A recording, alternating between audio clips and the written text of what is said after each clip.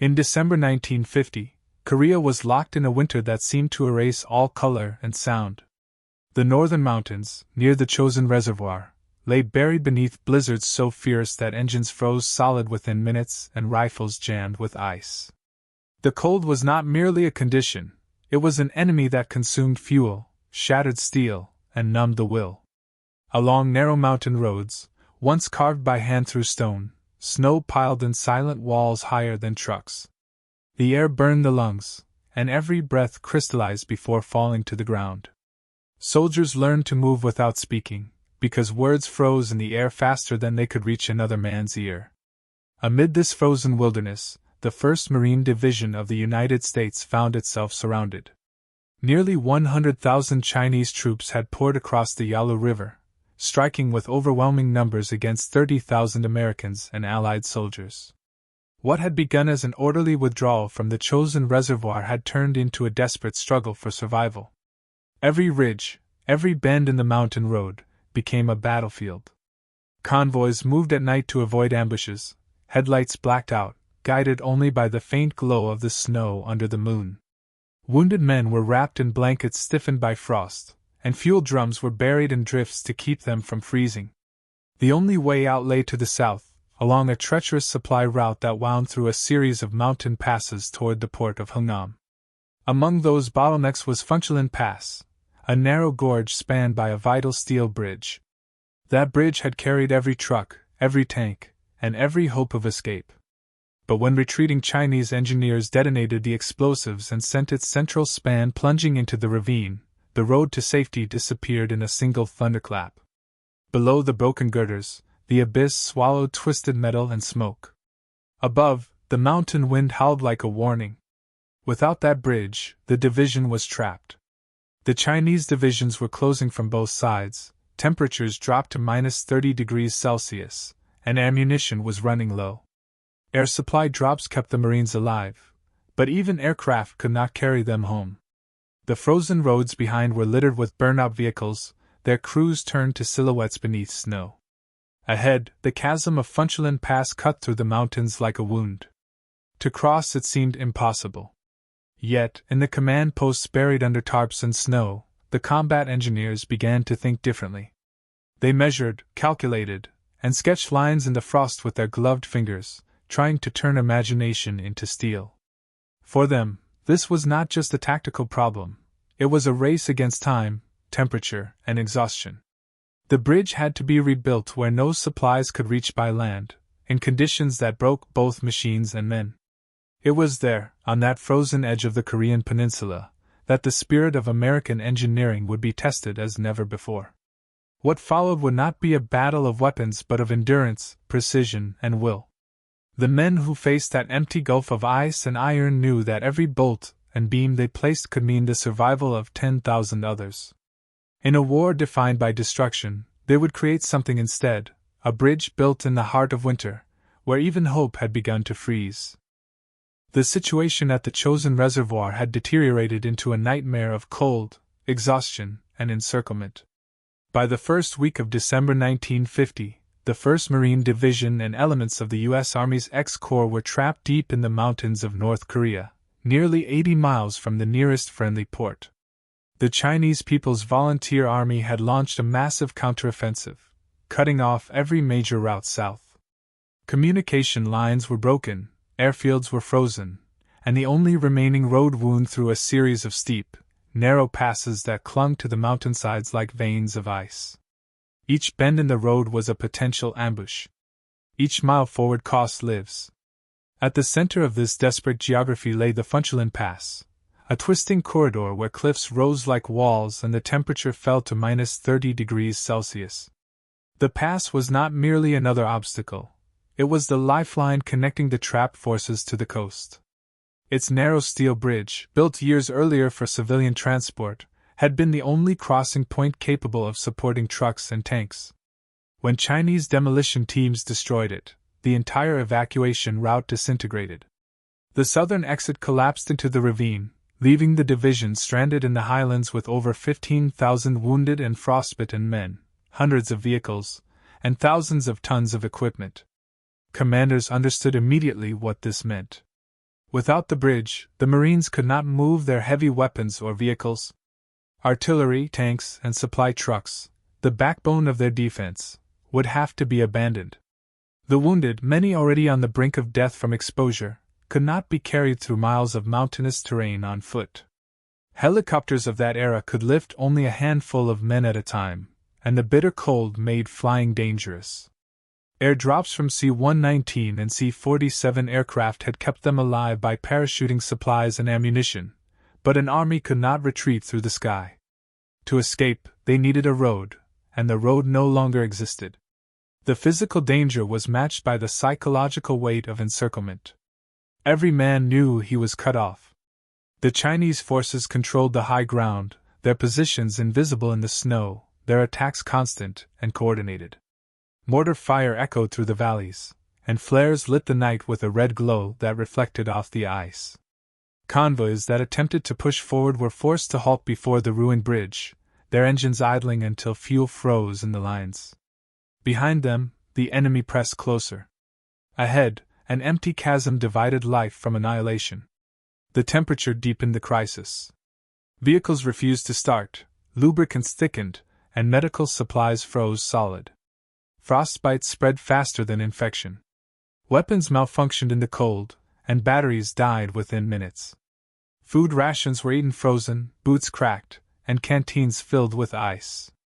Survival itself became a form of combat. The men huddled in foxholes cut into the permafrost, waiting for orders, knowing that the only way home was across a bridge that no longer stood.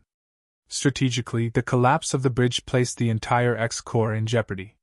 It was not just the Marines but also the Army's 7th Infantry Division, the British Royal Marines, and South Korean units who depended on that mountain road to withdraw toward Hungnam, where the Navy had begun preparing evacuation ships. If the withdrawal failed, the U.S. 8th Army's northern flank would collapse, and tens of thousands could be lost. General Edward Amund and Major General Oliver Smith both understood that time was the real enemy. Every hour the road remained blocked allowed the Chinese to tighten their grip. The engineers who studied the wreckage realized the scale of the challenge.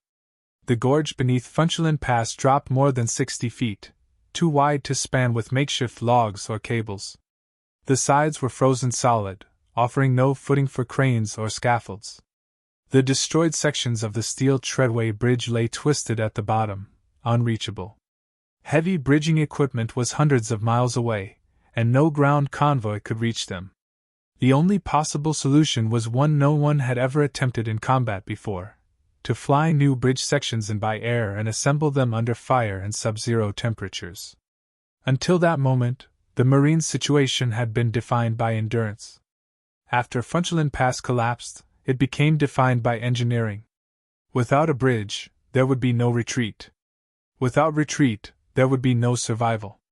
The entire operation, tens of thousands of men, hundreds of vehicles, and the credibility of UN command in Korea, depended on rebuilding a single crossing in the most hostile conditions imaginable. The broken span of Funchilin Pass had become more than a physical barrier. It was a symbol of the line between life and extinction. The problem was no longer just tactical, it was existential. The Chosin Reservoir campaign was one of the most grueling and defining battles of the Korean War, a confrontation fought as much against nature as against the enemy. In late November 1950, United Nations forces, primarily composed of the U.S. 1st Marine Division, elements of the U.S. Army's 7th Infantry Division, and attached British and South Korean units, advanced deep into North Korea after General Douglas MacArthur's bold amphibious landing at Incheon. The success of that landing had turned the tide of the war and pushed North Korean forces back toward the Yalu River, the boundary between North Korea and China. Confident in imminent victory, MacArthur ordered the troops to advance to the river's edge, unaware that the next phase of the conflict would soon plunge them into catastrophe. On the night of November 27, 1950, the calm of the frozen Chosin Highlands shattered. Hidden in the mountains and valleys, over 100,000 soldiers of the Chinese People's Volunteer Army launched a massive surprise offensive against roughly 30,000 UN troops. The Chinese, operating under Mao Zedong's orders to defend the border at all costs, had moved south undetected across mountain passes and occupied the ridges surrounding the reservoir. Their strategy was to encircle and annihilate the smaller American and Allied force in a single crushing blow. The battle unfolded in temperatures that plummeted to -30°C. Snowstorms blanketed the hills, visibility disappeared, and the landscape turned into a white desert. Engines froze, weapons jammed, and the dead stiffened before they could be buried. Every encounter with the enemy took place under the glare of flares and the endless howl of the wind. The Marines called it the Frozen Chosin. It was a fight not for victory but for survival. As the Chinese tightened their encirclement, Major General Oliver P. Smith, commanding the 1st Marine Division, refused to call the maneuver a retreat. Instead, he described it as an attack in another direction. His goal was to lead the division southward to the port of Hungnam, where the U.S. Navy could evacuate the trapped forces. The route, however, was a narrow, winding mountain road stretching 78 miles through successive choke points: Chosin Pass, Hagaruri, Kodori, and finally Funchilin Pass. Each had to be held long enough for the column of troops, vehicles, and wounded to pass through. Every village became a battlefield, and every bridge became a lifeline. The Chinese, recognizing the importance of the road, focused their attacks on these vital choke points. At Chosin Pass, Marines of Fox Company held off thousands of Chinese soldiers for days, preventing the column from being cut in two. At Hagaruri, engineers built an airstrip out of frozen ground under constant artillery fire so that C-47s could evacuate the wounded and bring in supplies. The ingenuity and endurance of these men kept the division moving, but only barely. Then came Funchilin Pass, a narrow gorge about 10 miles south of Kodori. The terrain was brutal: sheer cliffs, icy ravines, and a single steel bridge that carried the mountain road across a deep chasm. The bridge had been designed for peacetime transport, and was never meant to bear the weight of tanks, artillery, and thousands of retreating men. The Chinese understood that its destruction would seal the fate of the entire division. On December 6, demolition teams successfully blew the central spans, sending them crashing into the frozen riverbed below. The explosion echoed through the mountains, and the last path to Hungnam was gone. For the next 48 hours, U.S. commanders scrambled to find a solution. Without the bridge, no vehicle heavier than a jeep could pass. The Marines were effectively trapped in the mountains, with enemy forces advancing from the north and east. The weather prevented heavy construction equipment from being flown in, and ground convoys could not reach the site. Engineers examined the wreckage and realized that the only way to rebuild the bridge in time was to deliver new steel sections by air, a concept untested in combat. The task fell to the U.S. Air Force's 314th Troop Carrier Group, operating C-119, flying Boxcar aircraft, and to the 58th Engineer Treadway Bridge Company. Together, they planned one of the most daring resupply missions of the war. Each section of a standard M2 Treadway bridge weighed several tons and required precision assembly. The idea was to drop 8 replacement sections by parachute near Kodori, where engineers would recover them, transport them up the icy road, and rebuild the crossing under fire. It was a gamble that required perfect timing, steady weather, and unimaginable endurance. The Chosin campaign, and particularly the events at Funchilin Pass, came to symbolize the endurance of the human will against overwhelming odds. For the engineers and Marines, history itself seemed to have frozen alongside the landscape. In that white, silent world, the war's outcome no longer depended on strategy or politics. It rested on whether men could build a bridge faster than the cold could kill them. The order to rebuild the bridge at Funchilin Pass came not from a local command post but from the air. In early December 1950, as temperatures fell below -30°C and the Chinese encirclement tightened, the U.S. Air Force and Army engineers began planning one of the most daring and logistically complex operations of the entire Korean War. The concept was unprecedented: to airdrop complete bridge sections, steel treadway panels and support beams, directly into a combat zone so that ground engineers could reassemble them under fire and re-establish the route to Hungnam. No such operation had ever been attempted before. The task was assigned to the 314th Troop Carrier Group, operating C-119, flying Boxcar, aircraft, and to the 58th Engineer Treadway Bridge Company, whose men were already embedded with the 1st Marine Division along the mountain road. The M2 Treadway Bridge was a modular structure used for rapid river crossings. Each section measured about 17 feet in length and weighed more than a ton. Normally these sections were transported by trucks and assembled on flat terrain with cranes. But the road to Funchilin Pass was blocked by enemy fire, snowdrifts, and destroyed bridges. The only way to deliver the replacement spans was to drop them from the sky. Planning the drop required coordination between multiple commands. Air Force pilots flew reconnaissance over the Kodori area to identify possible drop zones, flat stretches of snow-covered ground that would not shatter the heavy steel upon impact. Engineers on the ground marked the sites with colored smoke and signal panels, even as mortar rounds landed nearby. They estimated that at least 8 sections would be needed to replace the destroyed spans and create a structure strong enough to bear tanks and heavy trucks. If even one major component was lost or damaged beyond use, the evacuation might fail. On December 7, 1950, the operation began.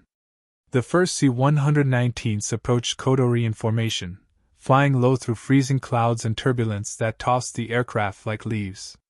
Each carried massive pallets loaded with bridge components secured by parachutes designed for heavy cargo. The pilots flew without fighter escort. The risk of anti-aircraft fire and poor visibility made every minute in the air an act of nerve. At 10 a.m., as the aircraft lined up over the drop zone, engineers on the ground released signal flares. One by one, the C-119s opened their rear doors, and the giant bundles tumbled into the white void, parachutes snapping open in the cold wind. The sight was surreal. Against the gray sky, steel beams drifted downward like strange mechanical snowflakes. Some parachutes collapsed prematurely, sending sections crashing into the frozen terrain. Others landed accurately, skidding across the snow but remaining intact. Of the 8 complete spans dropped that day, 6 survived with only minor damage, enough to rebuild the bridge. The rest were recovered for spare parts. As the last aircraft turned south, the Marines and engineers rushed forward through knee-deep snow to secure the cargo before the enemy could shell the area. They dragged the sections onto sleds and trucks, covering them with tarps to prevent icing. The success of the drop electrified the exhausted men on the ground. For days, the broken bridge had symbolized their isolation. Now, tangible steel lay before them, proof that escape was possible. It was not a miracle but the result of coordination, precision, and courage across different branches of service. The pilots who had braved the winds and the engineers who would soon face the bitter cold at the pass were linked by the same silent understanding: failure meant death for thousands. Within hours, the first recovered sections were transported toward Funchilin Pass. The road leading south from Kodori was narrow and treacherous, cut into the mountainside and constantly targeted by Chinese snipers. Convoys moved slowly, engines muffled with canvas to keep them from freezing, headlights off to avoid detection. Along the way, Marines cleared debris and guarded the cargo, knowing that each beam and treadway plate represented another step toward survival. The catalyst for what followed was not a single order but a chain of small, decisive acts carried out under unbearable conditions: pilots trusting engineers they could not see, engineers trusting aircraft they could barely hear through the wind, and soldiers guarding a path carved through ice and fear. By nightfall on December 7th, the steel sections rested at the base of Funchilin Pass, ready to be assembled. The material had arrived. Now the true test would begin: to build a bridge in subzero darkness, under enemy fire, and against time itself. The assembly of the bridge at Funchilin Pass began in the frozen silence of the Korean night. Snow covered everything in a hard white crust, and the wind swept down from the mountains like a blade. The men of the 58th Engineer Treadway Bridge Company and attached Marine Engineer platoons knew that the task before them was as much about endurance as it was about design. They had the essential materials. The M2 Treadway sections dropped from the C-119s 2 days earlier, but they had no cranes, no proper scaffolding, and no second chances. The success of the entire withdrawal from the Chosin Reservoir depended on their hands, tools, and judgment. Before they could even begin construction, the site had to be made workable. The explosion that destroyed the original bridge had left the gorge littered with twisted steel, splintered decking, and debris frozen into the riverbed below. The engineers first cleared the remnants of the old structure using cutting torches and explosives, working in short bursts to avoid drawing enemy fire. Frostbite claimed fingers and ears as quickly as shrapnel, and yet they continued, clearing enough of the abutments to seat new sections. The sides of the gorge were steep, so they cut steps into the ice, laying boards and sandbags to prevent falls. The M2 Treadway Bridge system was designed for rapid assembly in the field, but never under such conditions. Each treadway panel was a prefabricated steel frame, approximately 17 feet long and 3 feet wide, meant to be connected end to end and supported on floating pontoons or fixed beams. Here, the engineers would use them as a rigid span, anchoring them directly to the mountain walls. They built temporary scaffolds from salvaged beams and wooden timbers, lowering sections by hand and with improvised pulleys made from truck winches and rope. Every inch of alignment had to be exact. Even a small tilt could cause the entire span to buckle under the weight of a tank. Lighting was a constant challenge. Searchlights could not be used openly, as the glow would have drawn immediate shelling from Chinese positions above. Instead, the engineers covered truck headlights with layers of canvas, creating narrow slits of light that illuminated only the work area. Shadows moved slowly across the ice as they fitted bolts and clamps. Sparks from welding torches briefly lit the gorge like lightning, then vanished into darkness. The air smelled of burning metal and oil, mingled with the faint scent of frozen exhaust from idling trucks nearby. Communication among the crews relied on gestures and brief shouted commands that disappeared into the wind. They used prearranged hand signals to lift, position, and secure the panels. The steel beams, cold enough to burn through gloves, had to be handled barehanded at times. Men wrapped their palms in rags and worked until blood froze on their knuckles. Each connection was checked twice, bolts tightened by feel rather than sight. It was work that demanded precision in conditions that allowed none. As the night deepened, the structure began to take shape. 2 main spans connected by 4 treadway panels, braced by cross beams recovered from the wreckage of the old bridge. On each side, they drove steel pickets into the frozen ground to secure the ends, reinforcing them with sandbags and spare track links from disabled vehicles. The engineers had to calculate the load capacity without instruments, estimating by memory and experience. They knew the first tank to cross would test not only their craftsmanship but their survival. Frostbite was rampant, but morale stayed intact. Coffee froze before it could be drunk, so they chewed the ice for moisture. Mechanics from the marine motor pool joined in, bringing tools scavenged from wrecked vehicles, using engine cranes as makeshift hoists. At one point, when a section became jammed during alignment, they used the tank's towing cable to pull it into place, the tank's engine roaring against the cold, its treads sliding on the ice as the steel beam inched forward. By dawn, after hours of relentless labor, the final bolts were driven home. The engineers tested the structure with an empty truck, then a heavier one loaded with supplies. The bridge groaned but held firm. The men did not cheer. They simply nodded to one another, exhausted and frost-covered, and began clearing the approach so the main convoy could move. Their work had turned a gap in the earth into a passage. The engineering solution at Funchilin Pass combined ingenuity, discipline, and the instinctive precision of men who had built 1,000 bridges before but never one that meant so much. They had no guarantee it would last, but they built it as if it had to, because it did. The road to Hungnam, and the lives of thousands, now rested on a structure assembled in darkness, held together by frozen hands and the certainty that failure was not an option. By the evening of December 9, 1950, the new bridge at Funchilin Pass stood ready, a dark line of steel suspended over a frozen ravine, its surface glistening with frost. The engineers, numb with exhaustion, had spent 2 days and nights assembling it from the airdrop sections under constant threat of artillery and subzero winds. When the final bolts were tightened and the last support was locked into place, there was no ceremony, no applause. The only sound was the wind rushing through the gorge and the creak of the steel contracting in the cold. The bridge was untested, and every man on site understood that its first crossing would decide the fate of thousands. The test began as night fell. The first vehicle chosen was a 2.5-ton cargo truck loaded with supplies and sandbags, meant to simulate the weight of a tank. The driver, his hands stiff inside frozen gloves, inched forward until the front wheels touched the span. For a moment, all movement stopped. The wind carried the groan of the steel across the canyon, echoing like a low moan. Then the truck rolled ahead, its tires crunching over ice.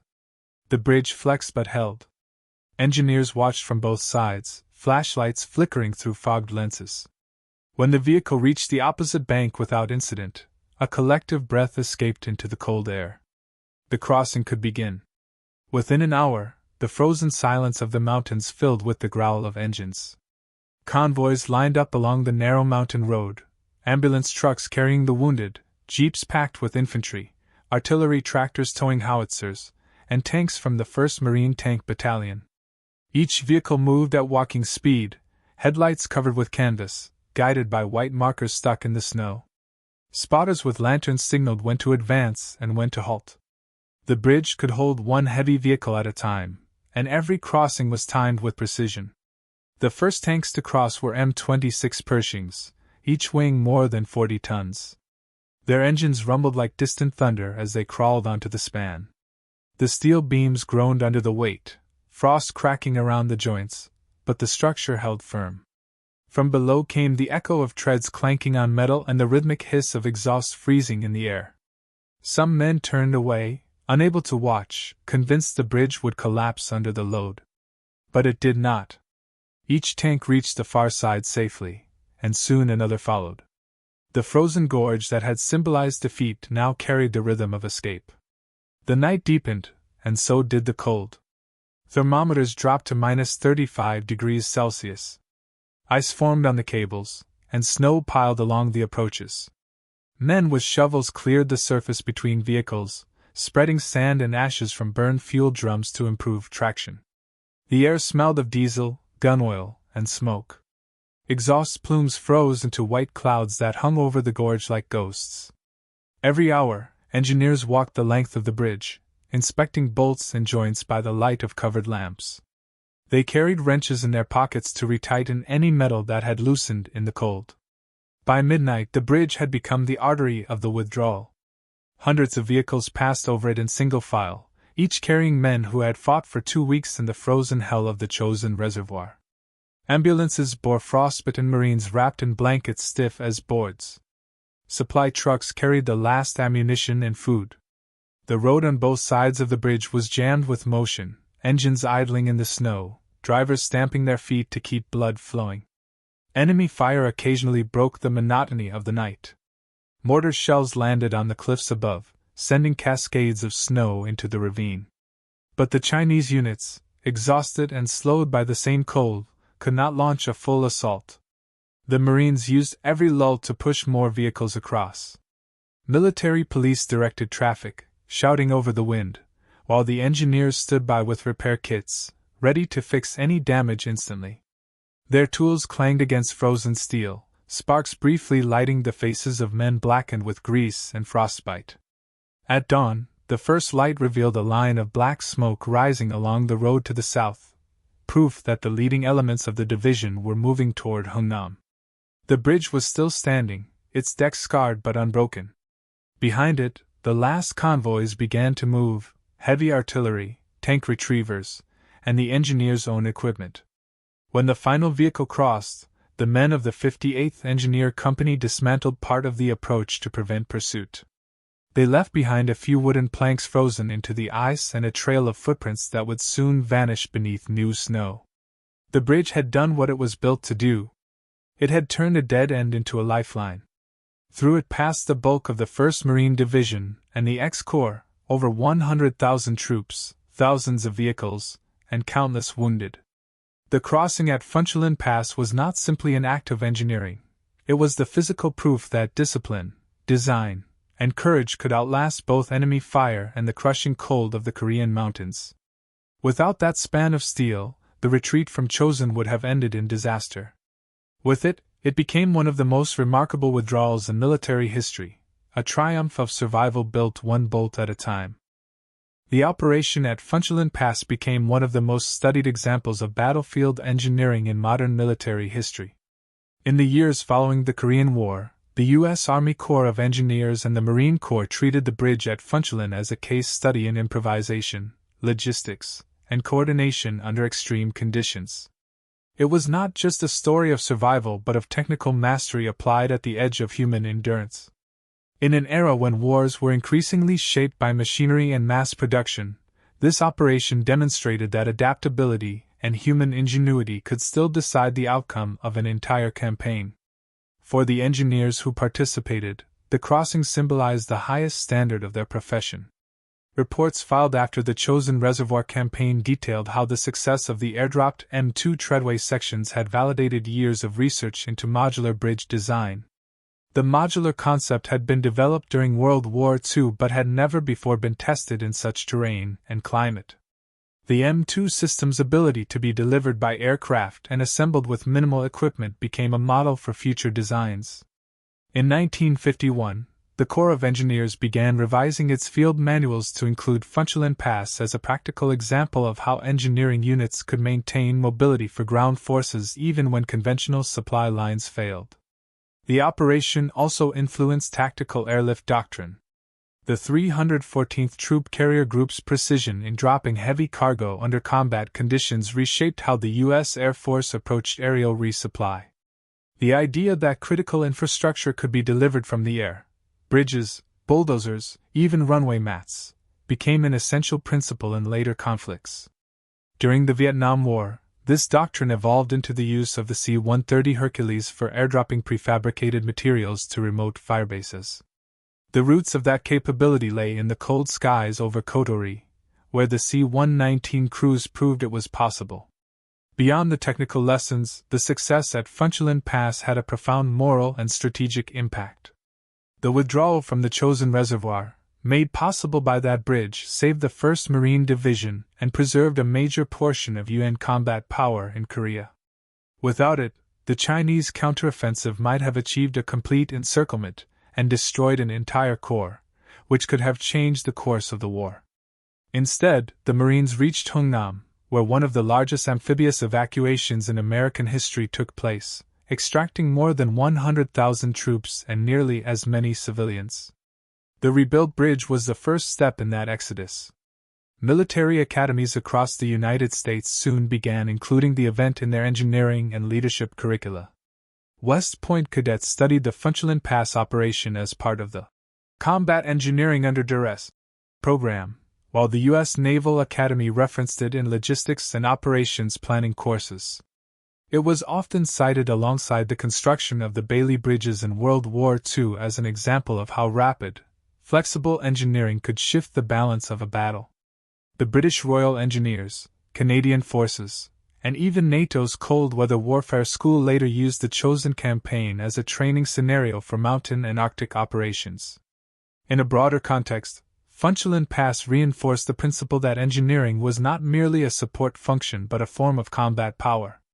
The ability to build and maintain mobility under fire became a core philosophy for modern armies. The Korean War showed that every military plan depended on logistics, and logistics depended on engineers. This recognition led to the development of the Engineer Command in the U.S. Army during the 1960s, responsible for overseeing theater-level construction, bridging, and infrastructure repair. The legacy of the operation continued into civilian engineering as well. The innovations tested at Funchilin influenced the design of portable bridge systems for disaster relief and Arctic exploration. Modular treadway principles inspired later structures such as the medium girder bridge and the improved ribbon bridge, both of which could be transported by air and assembled rapidly in the field. Even in Alaska's early oil exploration programs, engineers referred to military case studies from Korea when designing transportable bridges over frozen rivers and tundra. But perhaps the greatest influence of Funchilin Pass lay in its enduring symbolism. It showed that even in the most hostile environments, where cold, isolation, and enemy fire converged, organization and determination could transform a logistical impossibility into a triumph of survival.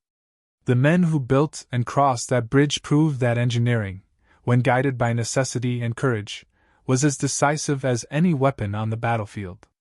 In the decades that followed, every U.S. military engineer who studied the Korean War learned one unspoken truth from Funchilin: a bridge is never just steel and bolts, it is the line between defeat and endurance.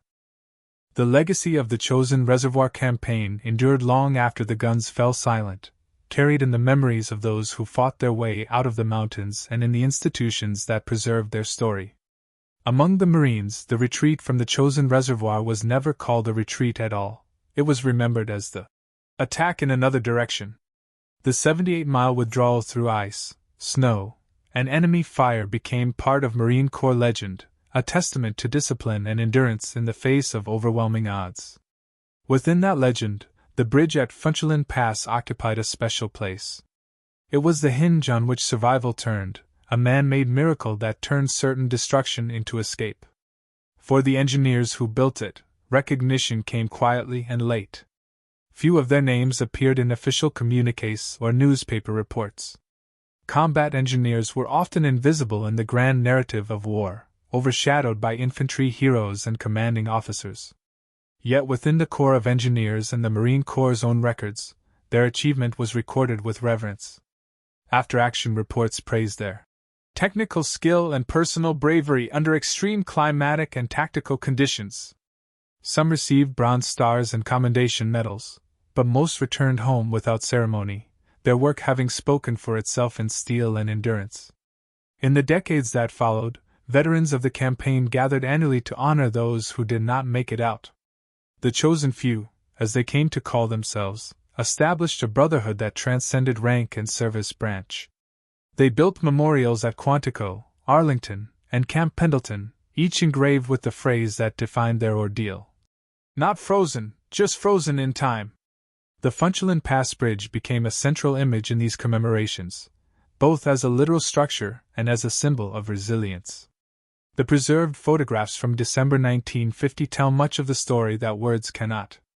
In one, engineers in heavy parkas stand beside a sign roughly cut from a wooden crate, nailed to a post at the bridge's entrance. The letters, painted in hurried strokes, read, "Keep moving, lives depend on it." The sign captured the essence of the operation, a simple directive, both practical and philosophical, born from the understanding that hesitation meant death. That phrase became part of Marine lore, often cited in training schools and leadership courses as a metaphor for initiative under pressure. At the National Museum of the Marine Corps in Quantico, Virginia, a section of M2 Treadway Bridge stands today as part of the permanent exhibit on the Korean War. Its weathered steel panels are displayed under cold blue light, accompanied by photographs of the frozen convoy and the engineers who built it.